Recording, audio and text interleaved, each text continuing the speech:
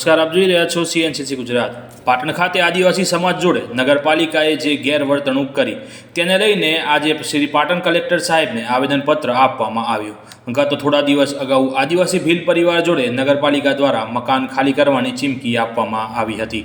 ઘટના એવી છે કે ભીલ પરિવાર વર્ષોથી જે ઘરમાં રહે છે તેનું રિનોવેશન કરાવી રહ્યા હતા, ત્યારે નગરપાલિકાના સત્તાધીશો ભીલ પરિવારને ઘર ઉપર જીસીબી ફેરવી નાખવાની ધમકી આપીને મકાન ખાલી કરવા માટે જોર જબરદસ્તી કરી રહ્યા હોવાનું જાણવામાં આવી રહ્યું છે।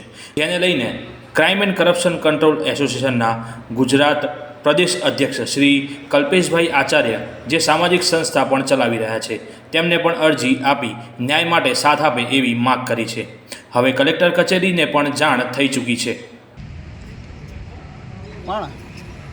કોઈ ગરીબ પોતાનું મકાન તૂટી જતું હોય, ઝૂંપડું તૂટી જતું હોય અને ઘરમાં વરસાદ આવતી હોય કે નાના બાળકોની જાન હાનિ થાય એવી પરિસ્થિતિ હોય ત્યારે એનું રિનોવેશન કરાવતા હતા, તો ત્યાંના સ્થાનિક કોર્પોરેટર પોતાના સગાવાલાને ફાયદો કરાવવા માટે આવા ગરીબોને નગરપાલિકાનો સત્તાનો દુરુપયોગ કરી અને ડરાવી ધમકાવી એનું મકાન પાડી દેવાની ધમકી આપી છે।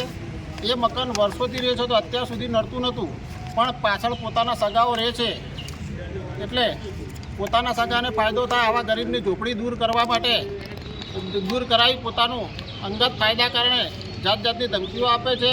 જેસીબી લઈને તારું મકાન પાડી દઈશું તો અહીંથી મકાન ખાલી કરીને જતો રહે। એટલે સત્તાધીશોને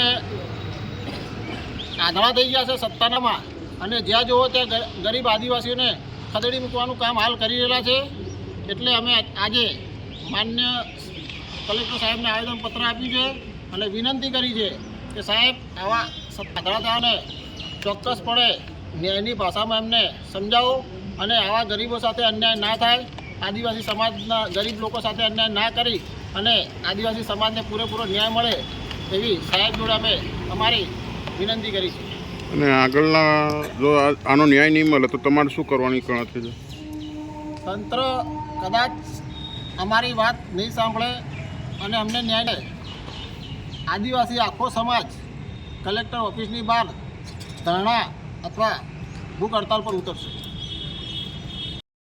જલ્દીથી જલ્દી ન્યાય મળે એવી ભીલ સમાજની માગ છે, અને જો તેમની સાથે ન્યાય કરવામાં નહીં આવે તો ભૂખ હડતાલ પર પણ બેસીશું આવી ચીમકી પણ આપી ચૂક્યા છે।